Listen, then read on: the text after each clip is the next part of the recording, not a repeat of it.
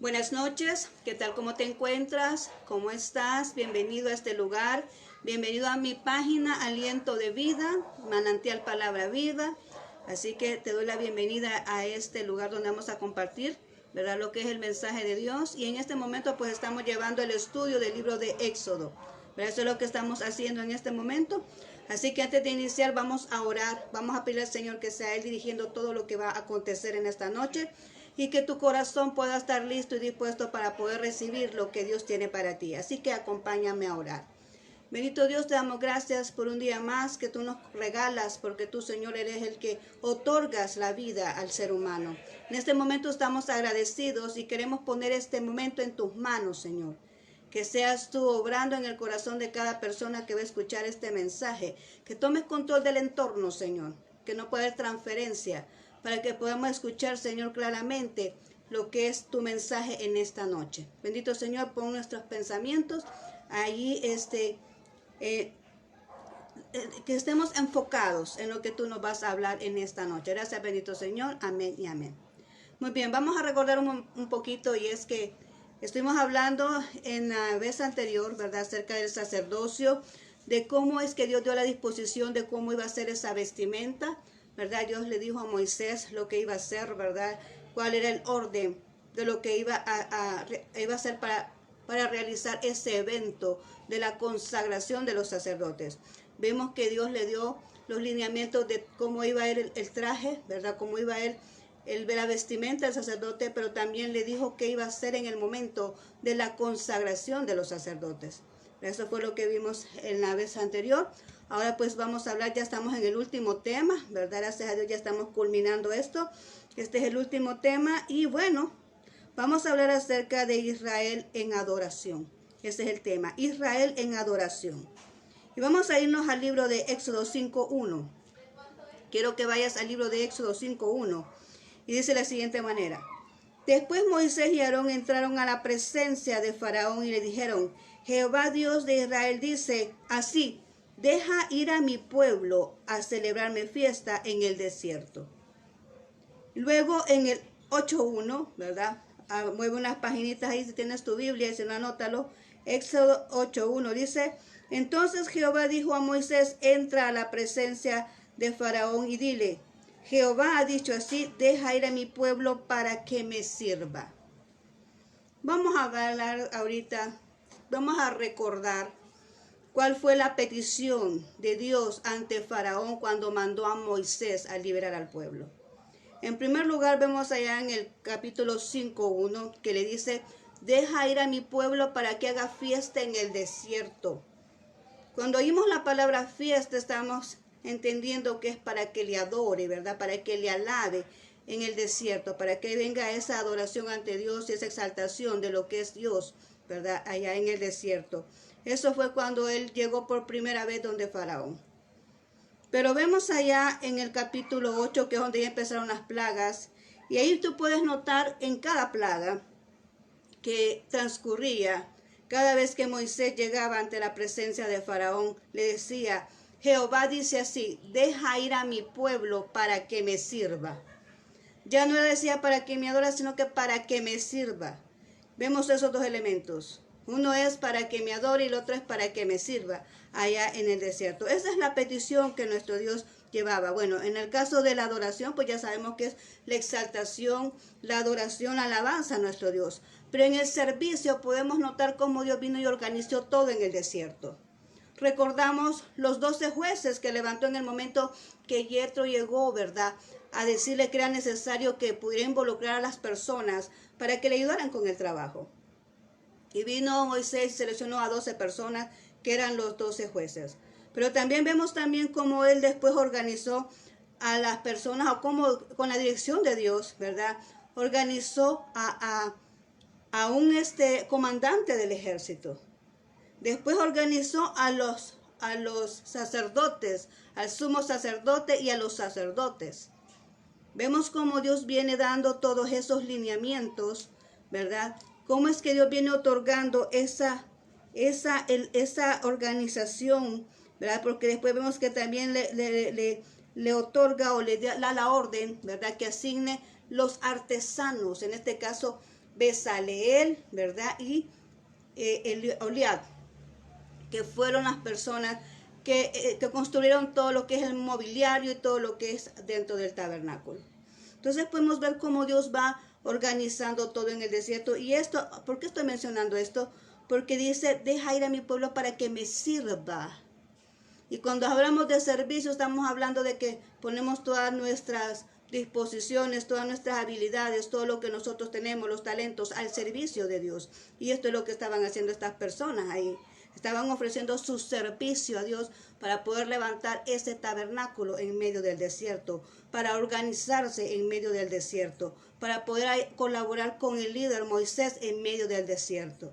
Entonces vemos cómo Dios ahí contempló esas dos expresiones, para que me adoren y para que me sirvan.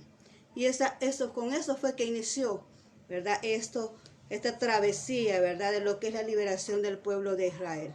Ahora vamos a ver ciertos puntos acá que podemos notar en estos capítulos.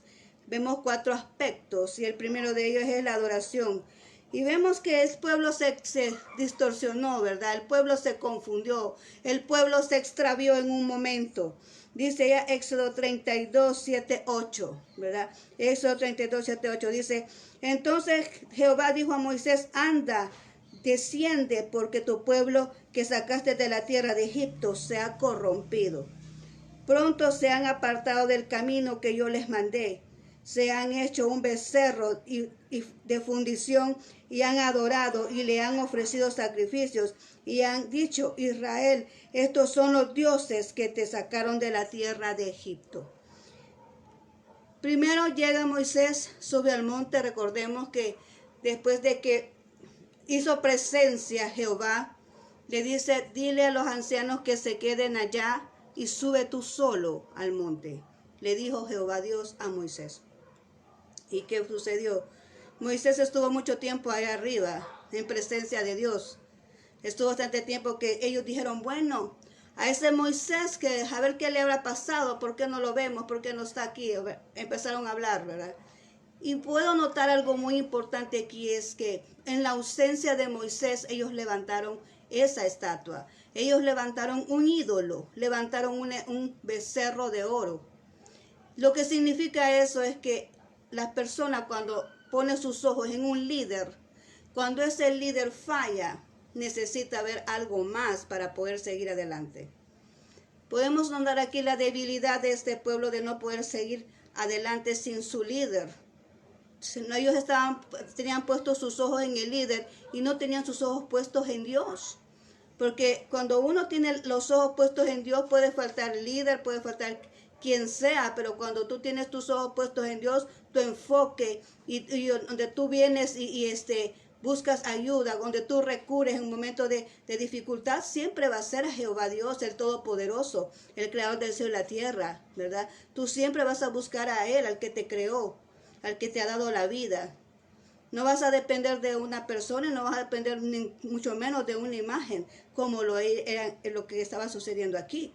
Y Dios le molestó eso, le dijo, mira, baja Moisés, baja rápido porque tu pueblo, el que sacaste de Egipto, se ha corrompido. Y dice la lectura bíblica cuando tú la lees, dice que bajó Moisés y de verdad va viendo ese becerro y va viendo que todos estaban danzando y adorando al becerro. Dice la palabra de Dios, dice la Biblia, que Moisés se enojó. Se enojó y lo que hizo fue que derribó ese becerro, lo quemó, lo molió, lo hizo polvo, ¿verdad?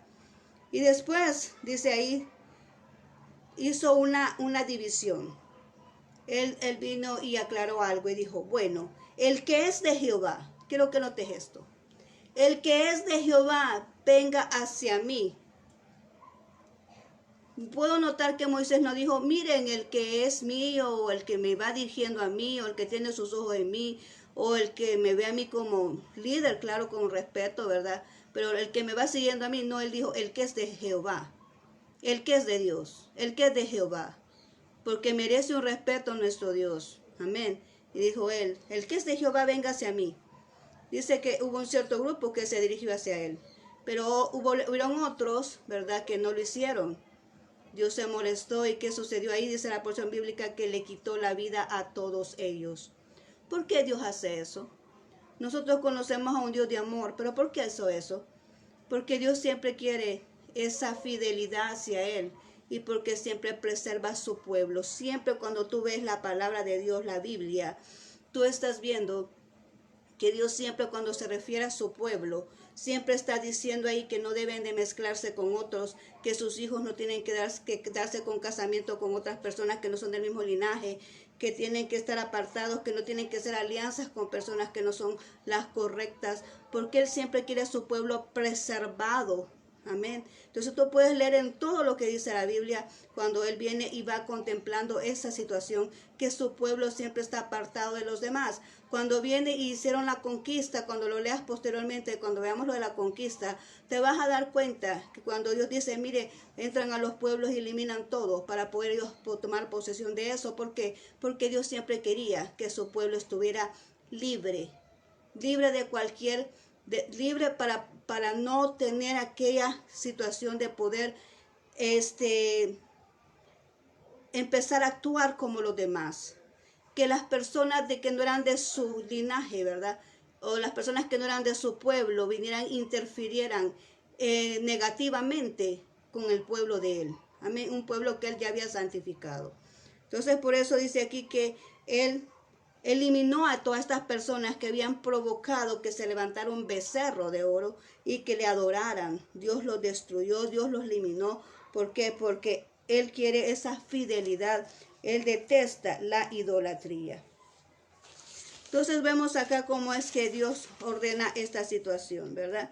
Entonces vamos aquí, otra situación acá es que Dios le da otra. Y en ese momento, en ese enojo, algo que me falta decirte, que en ese enojo, ¿verdad? No solamente Moisés derribó esa imagen que tenían ellos, sino que también las tablas que traía él de la ley, porque Dios no solamente lo llamó para darle las tablas, como que si dijera, mira, todo lo que Dios le había dicho así, audiblemente, lo que Dios había dicho audiblemente a todo el pueblo cuando estaba a las orillas de ese cerro, ¿verdad? De ese lugar, de ese monte, el monte Sinaí. Cuando estaban ahí, Dios vino y les dio a conocer los 10 mandamientos. Pero Dios llamó a Moisés para dárselos por escrito. Se los dio en unas tablas que son de piedra, ¿verdad? Y se las otorgó a Moisés en ese momento. Pero cuando él vio eso, que estaban adorando a un Dios, estaban haciendo una idolatría, vino él y aventó esas tablas y se quebraron, ¿verdad? Entonces, desde ese momento, vino Dios y le da otra oportunidad. Y lo vemos aquí, dice, ¿verdad? Dice en el capítulo 34:1, dice así. Jehová dijo a Moisés, alístate 2 tablas de piedra, como las primeras, y escribiré sobre estas tablas las palabras que estaban en las tablas primeras que quebraste. Y Moisés subió, ¿verdad? Se alistó y subió a ese monte. Vemos cómo es un Dios de oportunidades, porque Dios vio la molestia de Moisés, pero Dios le dio otra oportunidad. Le dijo, ven, sube, vamos a otra vez, te voy a dar otra vez esas tablas. A Dios le urgía, ¿verdad? Que el pueblo tenía por escrito lo que él quería. No solamente porque audiblemente muchas veces se puede olvidar, pero escrito no, porque ahí está viéndolo a cada momento. Dios quería que su pueblo supiera que sus 10 mandamientos estaban escritos. ¿Para qué? Para que los cumplieran, para que los pusieran por obra. Entonces Moisés subió otra vez al monte, pero ahí se estuvo, dice la palabra de Dios, 40 días y 40 noches sin comer, ni agua, ni pan, nada. Solo ahí se estuvo esos 40 días y 40 noches sin comer. Y Dios ahí fue donde le otorgó, ¿verdad? Esos tablas de nuevo, ¿verdad? Y le otorgó esa otra oportunidad para que el pueblo pudiera tener, ¿verdad? Esa bendición de lo que era el reglamento de Dios. Pero dice la palabra de Dios que cuando él descendió, su rostro resplandecía de tal manera que nadie podía verle. Porque dice la palabra de Dios que Moisés había visto cara a cara a Dios, ¿verdad? Y nadie podía ver, no lo podía ver a él por el resplandor que había en su cara. Amén. Entonces él tenía que ponerse un velo y mientras estaba enfrente de la congregación o frente a las personas, él tenía ese velo. Pero cuando venía y platicaba con Dios, él se lo quitaba. Dice la Biblia, que él se quitaba ese velo para comunicarse con Dios. Pero cuando estaba frente a las personas tenía que ponérselo porque nadie lo podía ver, ¿verdad? Por lo resplandeciente que estaba su rostro. Y de esta manera podemos notar nosotros cómo es cuando una persona busca a Dios. Cuando una persona busca a Dios está iluminada. Iluminada no solamente en su rostro, porque se le ve algo diferente a la persona que tiene esa comunión con Dios, se ve distinta, no se ve igual que los demás, se ve diferente, ¿verdad? Pero también en sus acciones se ve diferente, en sus pensamientos, en su forma de hablar, esa persona ha cambiado porque ha estado en la presencia de Dios.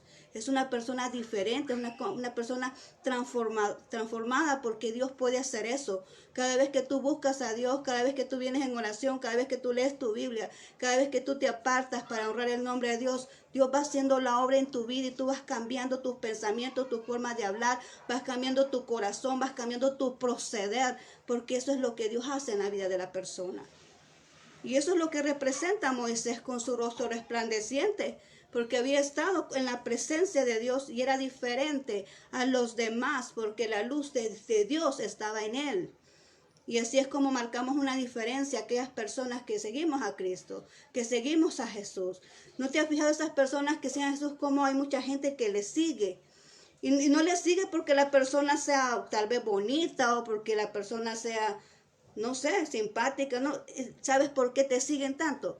Porque tienes la presencia de Dios, tienes algo diferente y esas personas quieren saber qué es eso diferente. Y cuando tú vienes y entras mucho a la presencia de Dios, te vuelve llamativo a las demás personas que tienen necesidad de Dios. Eso es lo que sucede. Amén. Entonces Moisés se volvió llamativo. Cautivaba eso de ver que le resplandecía su rostro, pero nadie lo podía ver cara a cara porque lo que reflejaba su rostro era demasiado para la vista, los demás no lo podían ver. Por eso tenía que ponerse un velo para estar en presencia de todos ellos. Mira qué increíble eso. Bueno, y vamos a seguir con el siguiente punto y es que Dios les promete la presencia a su pueblo. Y vemos allá en Éxodo 33 del 1 al 3 dice: Jehová dijo a Moisés: anda, sube de aquí tú y el pueblo que sacaste de la tierra de Egipto a la tierra de la cual juré a Abraham, Isaac y Jacob, diciendo: a tu descendencia te daré, y yo enviaré delante de ti el ángel, y echaré fuera al cananeo, al amorreo, al eteo, al fereceo, al heveo y al jebuseo, a la tierra que fluye leche y miel, pero yo no subiré en medio de ti. Yo no subiré en medio de ti porque eres pueblo de dura cerviz, no sea que te consuma en el camino. Wow. Mira a Dios como dice acá. Él es fiel a su promesa. Él le hizo una promesa a Abraham, a Isaac, ¿verdad?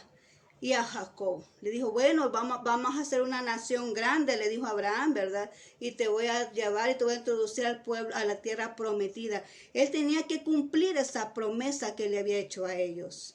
Tenía que cumplir esa promesa. Por eso es que Dios ahí tenía esa paciencia con el pueblo de Israel. Porque en cierta ocasión puedo notar que Moisés tuvo que interceder por el pueblo. Cuando vio que ellos habían estado ahí haciendo mucho desorden con esto de la idolatría, le dijo, mira, Moisés, si quieres, yo vengo y destruyo a ese pueblo y de ti voy a hacer otra nación. De ti voy a hacer otra generación. Eso significa que Dios ya estaba decidido a destruir todo ese pueblo y empezar una nueva historia con Moisés. Que la descendencia de su pueblo naciera de Moisés, ya no iba a ser de Abraham. Si Moisés hubiera cedido. Pero ¿qué pasó con Moisés? Le dijo, no, Señor, le dijo, no lo hagas. ¿Qué van a decir los pueblos vecinos de que tú sacaste un pueblo solamente para matarlos en el desierto? Y eso fue lo que Jehová Dios ya no lo hizo por esas palabras que Moisés intercedió por ese pueblo. Y es por eso que aquí le dice, yo te voy a llevar, te voy a introducir a la tierra que fluye leche y miel. Va a vencer al jebuseo, al amorreo, a todas las personas, a pueblos que menciona aquí. pero mi presencia no irá contigo. Y esto es durísimo que Dios le diga así, mira, te voy a introducir a esos pueblos enemigos, pero yo no subiré en medio de ti, porque eres pueblo de dura cerviz, no sea que te consuma en el camino. O sea que Dios estaba diciendo, no, eres un pueblo tremendo, ya hiciste esto, ya idolatraste, ya me enojaste, ¿verdad? Y no vaya a ser que la paciencia se me quite, ¿verdad? En el camino y tenga que reducirlos a todos. Le estaba diciendo ahí, en pocas palabras, yo no voy con ustedes. Imagínate que Dios mande a un pueblo enemigo, a este pueblo, lo está mandando a un pueblo enemigo y que la presencia de Dios no vaya con ellos, si la presencia de Dios es la que los hace vencer. Es similar como que nosotros queramos ir a un reto y nos presentemos en un lugar donde sabemos que Dios es el que nos respalda. Y de repente diga, mira, vas a ir a esa campaña, vas a ir a esa misión, vas a ir al trabajo, ¿verdad? Un trabajo, un reto que te han puesto en tu camino, pero yo no voy a ir contigo. Y tú sabiendo que estás esperanzado de que Dios es el que te da la habilidad, que Dios es el que te da la sabiduría, que Dios te da el talento para hacer las cosas bien, que de Dios depende todo lo que tú haces y de repente Él te diga, yo no voy a ir contigo. O sea, se siente como que deshabilitado, ¿verdad? De todas las posibilidades. Pero aquí le dijo eso, le dijo Dios eso a Moisés. Y cuando Moisés le dijo eso, Señor le dijo, si tú no vas conmigo, no nos saques de aquí. Si tu presencia no va con nosotros, no nos saques de aquí. ¿Por qué? Porque Moisés tenía confianza en Dios. Conocía a su Dios. Sabía lo que era capaz de hacer. Había visto sus proezas. Por eso le dice, si tú no vas conmigo, no me saques de aquí. ¿Verdad? Entonces vamos a ver acá qué más podemos ver aquí en este momento. ¿Verdad? Dice que Moisés tomó la decisión de poner el tabernáculo afuera del campamento. No lo puso cerquita, no que lo puso afuera, como para qué. ¿Por qué? Porque cuando algo estaba lejos del campamento, ellos tenían que forzarse. ¿Y lo hizo para qué? Para que valoraran la presencia de Dios. Porque desde el momento que levantaron un becerro para adorarlo es porque no valoraban la presencia de Dios. Entonces Moisés tomó la determinación de poner el tabernáculo afuera, ¿verdad? Donde estaba el campamento, para que ellos valoraran la presencia de Dios y tuvieran que esforzarse para ir al lugar donde iban a reunirse para adorar a Dios. Tenían que esforzarse de salir de su lugar, de sus tiendas, para ir allá donde estaba el tabernáculo, ¿verdad? Entonces él lo hizo así, de esa manera, para que valoraran la presencia de Dios. Dice que Jehová hablaba cara a cara con Moisés. Amén. Y el tabernáculo dice que cuando él estaba ahí, la nube descendía, ¿verdad? Y él se colocaba en la puerta del tabernáculo. Y estando Moisés, ¿verdad? Ahí, aún en el monte, se aseguró de que la presencia de Dios fuera con él. Y luego le dice Moisés en ese momento, cuando le estaba pidiendo que fuera junto con él, le dice, quiero verte. Le dice el Señor, quiero verte cara a cara. Pero el Señor le dice, tú no me puedes ver cara a cara porque vas a morir. Porque ningún cuerpo de nosotros puede resistir la presencia de Dios. Dijo, tú no me puedes ver cara a cara porque vas a morir. Y entonces dijo, mira, le dijo, te voy a poner la mano. Voy a poner mi mano, dijo, y yo voy a pasar. Y cuando haya pasado, te vas a poner ahí por esa peña. Y cuando yo haya pasado, le dijo el Señor, entonces yo voy a levantar mi mano, ¿verdad? Y vas a verme mi espalda, porque no me puedes ver cara a cara, porque mi presencia te hará morir.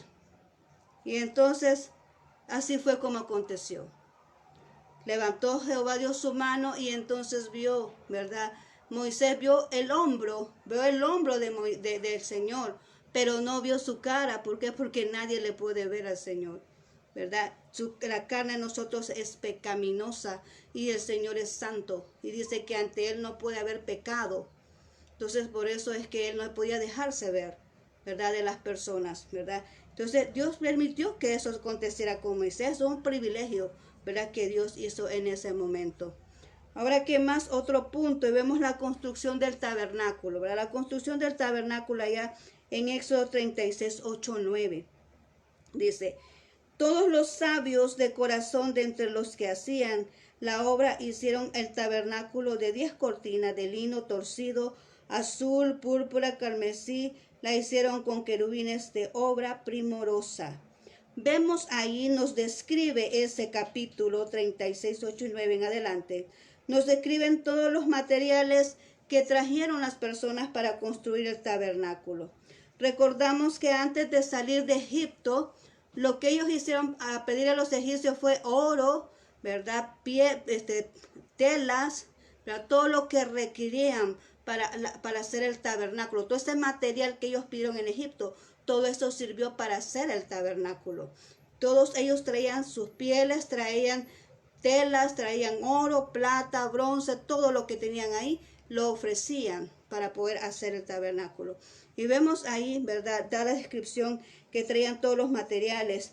Y de entre los metales, pues estaba el oro, la plata y el bronce, que fueron tres materiales o tres metales que utilizaron para hacer las basas, las capitales de los capiteles de columnas, el altar y las estacas. Eso fue lo que hicieron con esos metales. Y también la hechura del mobiliario. Acordémonos que el arca del pacto era hecha de oro. Toda ella era hecha de oro y de mejor calidad de madera. Y vemos que también el candelabro era totalmente hecho de oro. De ahí el bronce, el que hizo el altar, ¿verdad?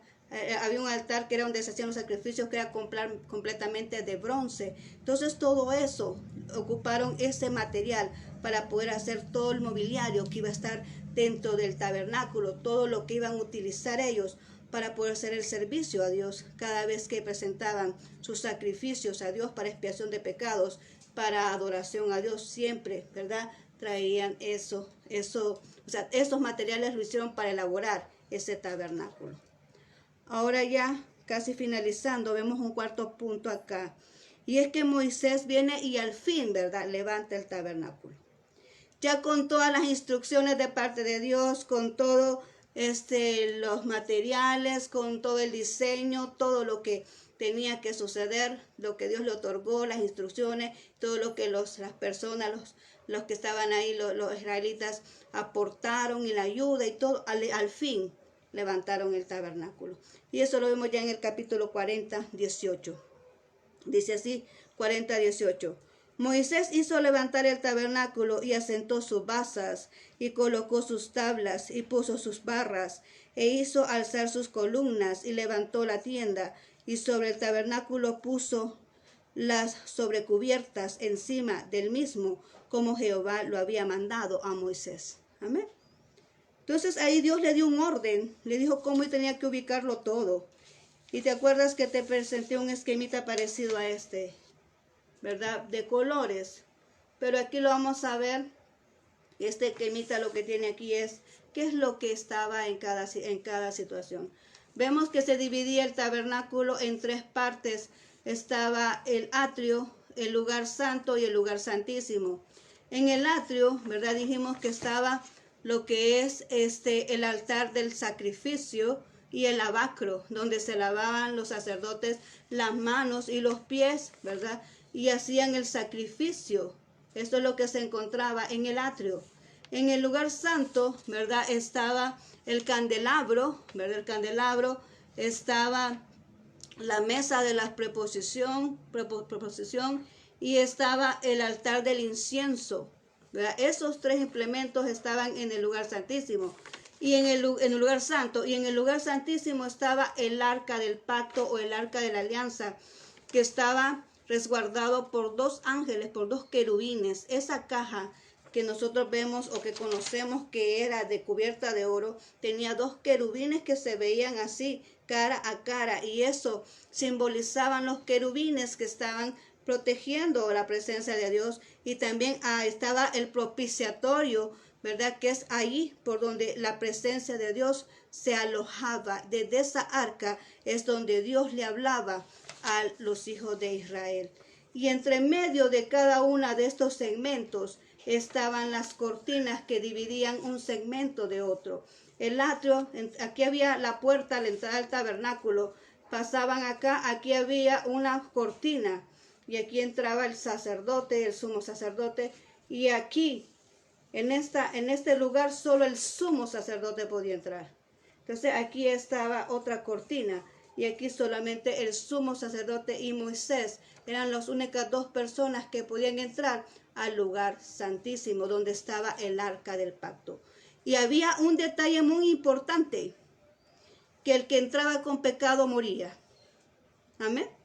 Por eso es que el sumo sacerdote iba amarrado.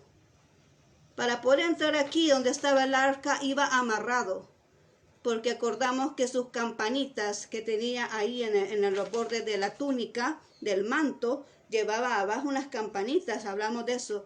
Él tenía que ir saltando, danzando para hacer ruido, porque si esas campanitas dejaban de sonar era que ese señor estaba en pecado y había muerto ante la presencia de Dios. Puedes ver cómo Dios venía y exigía ese nivel de santidad en ese momento. Porque una persona que hubiese pecado moría ahí. Ese sumo sacerdote tenía que ir íntegro. Ese sumo sacerdote no podía haber pecado de ninguna manera. Ese sacerdote tenía que ver, sumo sacerdote tenía que haber cumplido toda la ley que Dios instituyó. Porque si no, moría al entrar donde estaba el arca, donde se representaba la presencia de Dios. ¿Te das cuenta cómo es que Dios viene y instituye y cómo es que Dios viene y declara cómo requiere la santidad en las personas que están dentro de su presencia? Eso era para ese entonces, ¿verdad? Ahora, ¿qué pasa? Ahora lo que sucede es que ya Jesucristo murió por nosotros y su sangre nos redimió, su sangre nos justificó, su sangre nos santificó.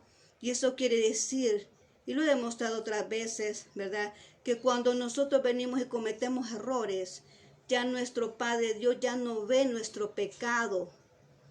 Padre, el Padre, que es el que no tolera el pecado, cuando nosotros fallamos, hay un intermediario que se llama Jesucristo. Y Él cuando ve hacia nosotros, no nos ve directamente a nosotros, no, que ve a su Hijo ensangrentado. Ve a Jesucristo ensangrentado, que es el que pagó el precio por nosotros en esa cruz. Y cuando Él ve a su Hijo que pagó el precio, entonces no nos ve a nosotros, no, que ve a su Hijo que el que nos redime a nosotros. Para este entonces de la ley no existía eso.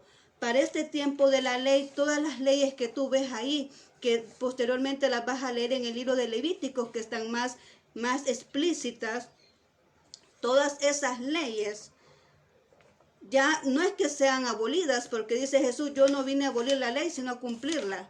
Pero todas esas leyes están resumidas en 2 mandamientos.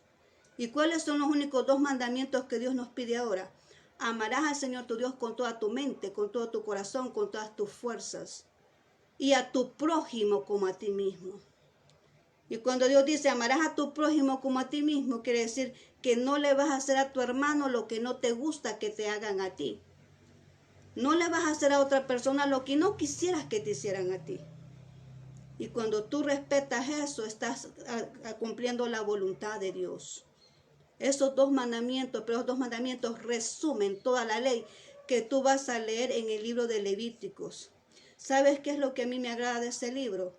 Es que Dios hizo el diseño del hombre, pero también creó el manual para que esa persona, este mecanismo, ¿verdad?, que Dios creó, ¿verdad?, de la persona pueda funcionar correctamente. Ahí están todos los lineamientos hasta para obtener su cuerpo saludable. Amén. Ahí tú vas a ver todo eso. Cómo es que Dios, a mí me agrada eso porque digo, Señor, ¿cómo eres tú? Creaste una maquinaria tan perfecta, con mucho respeto como es el hombre, que no podemos explicar cómo es que nosotros existimos y cómo es que Dios nos creó y cómo es que nuestro cuerpo funciona, ¿verdad? Que Dios hizo eso ¿cómo es que lo hizo? ¿Verdad? Que cómo funcionamos nosotros. Y eso Dios lo hace, solamente Él lo pudo haber hecho. Incluso dice la Biblia que nosotros fuimos creados por Dios, solo Él puede hacer eso, el único Dios, ningún humano se puede considerar Dios. Solamente nuestro Padre Celestial, Jehová Dios Todopoderoso, Él es el único Dios y verdadero. No hay otro Dios, no hay nadie más que se le pueda llamar Dios, porque nadie puede hacer las proezas que Dios ha hecho. Y Él nos hizo a nosotros, hizo nuestro funcionamiento. ¿Cómo es que una persona como nosotros puede puede crearse de 2 células y estar 9 meses en el vientre de una madre y nacer y luego venir y crecer. ¿Cómo es que nosotros podemos evolucionar y desarrollarnos de esa manera? ¿Cómo es que nuestro cuerpo puede funcionar así? Y Dios lo hace así. Y cuando tú veas ese libro, cuando tú lo leas, vas a ver que ahí está todo bien alineado, hasta la tierra, todo el ambiente, todo lo que necesitamos nosotros en este mundo. Ahí está contemplado cómo cuidarlo, cómo hacer que para que preserve. Las cosas no funcionan porque nosotros como humanos tenemos nuestras propias ideas y así actuamos con nuestros propios pensamientos e ideas sin consultar a Dios y terminamos arruinando todo aquello que Dios hizo perfecto. Y tú te vas a dar cuenta de eso. Amén. ¿Y por qué estoy hablando de esto? Porque estamos hablando, recordando lo de las leyes. Y aquí en esta arca del testimonio, Dios colocó, le dijo a Aarón que colocaran un tazón de maná para que el pueblo se recordara de la alimentación que habían tenido durante en el desierto, que Dios no los había abandonado, que Dios se acordó de alimentarlos. Ahí tenían un tazón con el maná, tenían la vara de Aarón y las tablas de la ley. Estaban allí en esa arca del pacto o el arca de la alianza. Entonces eso es lo que Moisés hizo ahí, lo que Dios le ordenó. Después de que Moisés hubo colocado todos los utensilios en este orden, como te lo acabo de mencionar, le dijo, toma el aceite de la unción, ¿verdad? Toma el aceite de la unción, unges el tabernáculo y unges todos los implementos, todo el mobiliario que estaba allí dentro del tabernáculo. Moisés lo ungió. ¿Qué significa eso? Significa que todo el tabernáculo, todo lo que estaba ahí, en primer lugar, estaba garantizando la presencia de Dios porque ese aceite simbolizaba el Espíritu Santo. Y luego que todo eso estaba consagrado para Dios, no se podía utilizar para nada aparte. No se podía utilizar para otra cosa que no sea para el servicio de Dios, para la adoración de Dios. No se podía utilizar para nada más lo que era ese tabernáculo, porque estaba apartado para Dios. Era para honrar el nombre de Dios, era para servir a Dios, para glorificar a Dios, para adorar a Dios, al único Dios verdadero, quien dijo, hagan ese tabernáculo. Amén. Entonces vienen y lo ungieron para que la presencia de Dios habitara allí. Y ungió también los sacerdotes. Recordamos que cuando Moisés los vistió, primero los lavó, ¿verdad? Los bañó. Y después viene y les puso la vestimenta y los ungió después, consagrados para Dios. Los sacerdotes ahora somos los pastores, los ministros, todos aquellos que nos dedicamos a la obra de Dios. Somos consagrados para Dios, estamos ungidos para honrar el nombre de Dios, para cumplir su voluntad. Estamos apartados para adorar a aquel que nos llamó al ministerio, como Dios llamó a Aarón y llamó a todos los sacerdotes de esa época. Amén. Eso significa la unción en ellos. Encendió las lámparas, ¿verdad? Y quemó el incienso. Encendió las lámparas, hubo luz, ¿verdad? Para que existiera la luz, era la luz de la palabra de Dios que simbolizaba eso, la luz de la palabra de Dios, la luz de la presencia de Dios, la luz que hace que las tinieblas desaparezcan. Y allí en esa tienda que era el tabernáculo existía la luz de ese candelabro. Existía el incienso, ¿verdad? Que era ese aroma agradable, que lo que simboliza ahora es nuestra oración. Cuando nosotros venimos con un corazón sincero ante Dios, un corazón humillado ante Dios, está subiendo ese incienso, esa oración agradable ante la presencia de Dios. Amén. Entonces eso sucedía constantemente. Tenían sus horarios para venir y encender las lámparas y para ir a quemar el incienso. Entonces, y también dice que en la oración de ese tabernáculo se realizó el primer sacrificio a Jehová. Que ahí está en el 40:29, ¿verdad? Dice que se realizó el primer sacrificio a Jehová para honrar su nombre, para dedicar este tabernáculo a lo que es el servicio y la obra de Dios en el desierto. Amén. Quiero que comprendas todo esto. Lo que Dios instituyó en el desierto, donde no había nada, donde era todo desolado, pero Dios ahí estaba para cuidarlos, para darles alimento, para darles lo que necesitan y para que su presencia siempre estuviera ahí con ellos. Dios nunca los dejó solos, nunca los abandonó, incluso Tanto era la presencia de Dios que tenían una columna de día, de nube para guiarlos y una columna de fuego en la noche para guiarlos, para darles calor, porque su presencia siempre estuvo con ellos. Y aún también el arca del pacto, donde era que Dios les hablaba, les transfería sus decisiones, donde les transfería las instrucciones a Moisés, donde Moisés venía y podía presentarle al pueblo lo que Dios quería. Porque Moisés, cuando entraba ahí donde estaba el arca, ¿verdad? Dios le hablaba las disposiciones a Moisés y Moisés venía y se lo otorgaba al pueblo como así habían decidido. Que le dijo, mira Moisés, nosotros no queremos hablar con Dios, habla tú y después nos das las disposiciones, que es lo que él ha dicho. ¿Por qué? Porque ese pueblo no se quería consagrar. Ese pueblo quería estar viviendo en pecado siempre, no quería santificarse. Entonces Moisés tenía que pagar el precio, ¿verdad? Santificándose y limitándose él para venir o escuchar la voz de Dios y poder transferir a los demás las disposiciones de Dios. Amén. Entonces ahí podemos ver cómo es la fidelidad de Dios.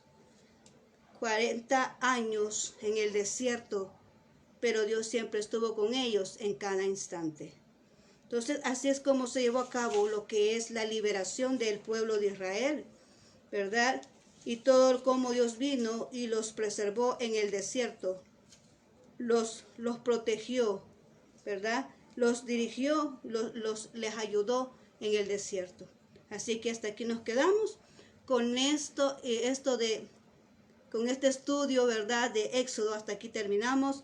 Este es el último tema, así que yo te agradezco por haber estado conmigo hasta este momento. Así que ahora pues no nos vamos a ir sin antes hacerte el llamado a ti que necesitas de Dios.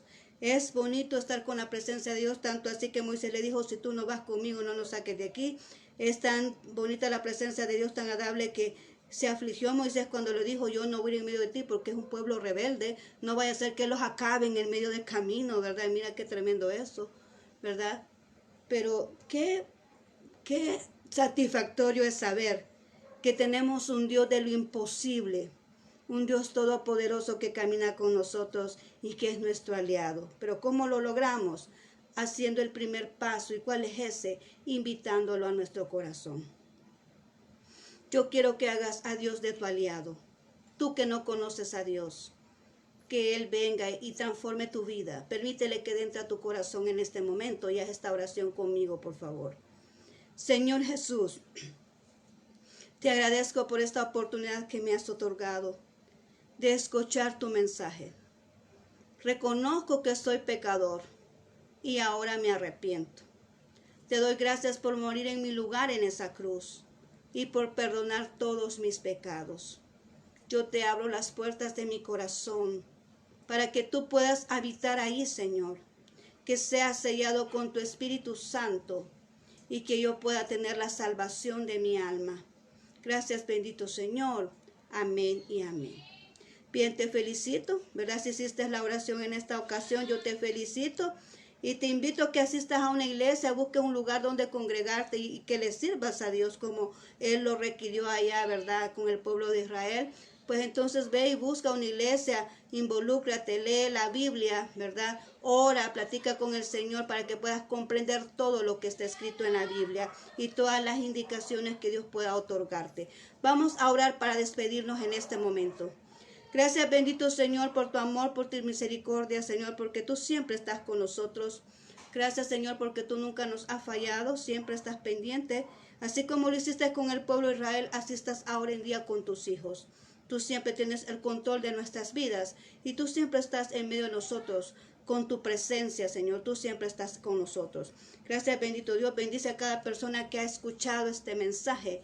Protégele, guárdale su salida y su entrada a su casa. Darles esa oportunidad de trabajo. Ayúdale en esos problemas que ellos estén pasando ahorita. Esos documentos que todavía no tienen, Señor. Esos documentos que están ahorita, documentos que se han atrasado, Señor, en ese trámite que están haciendo, Señor, sé tú obrando en la vida de aquellos que ahorita están en esa situación. Oh, bendito Señor, resuelve los problemas que tienen de familia algunas personas aquí. Tú sabes, Señor, qué es lo que necesitan, pero sé que tú eres el que tiene el control de todas las cosas. Y cuando venimos a ti, pues tú eres el que nos va a ayudar a resolverlos. Gracias, bendito Señor. Sana a aquel que está enfermo, que está postrado en una cama, ya sea en sus casas o en un hospital. Sé tú, Señor, obrando en la vida, en sus cuerpos, Señor, restaurando esa salud ahora en el nombre de Cristo Jesús. Gracias, Señor. Amén y amén. Muy bien, te agradezco mucho, ¿verdad? Esa tu compañía hasta este momento, ¿verdad? Te mando muchos abrazos donde está y nos vamos a seguir viendo, si Dios lo permite. Seguimos con el otro estudio. Puedes escuchar esos mensajes ahí en YouTube. Vamos a estar subiendo lo que es el estudio de Santiago, que es el que sigue. Ya tenemos ya unos videos acerca de ello, así que ahí vamos a estar subiendo esos videos, ahí tú los puedes ver. Así que muchas gracias por tu atención. Te deseo una excelente noche. Que el Señor Dios Todopoderoso te bendiga. Hasta la próxima.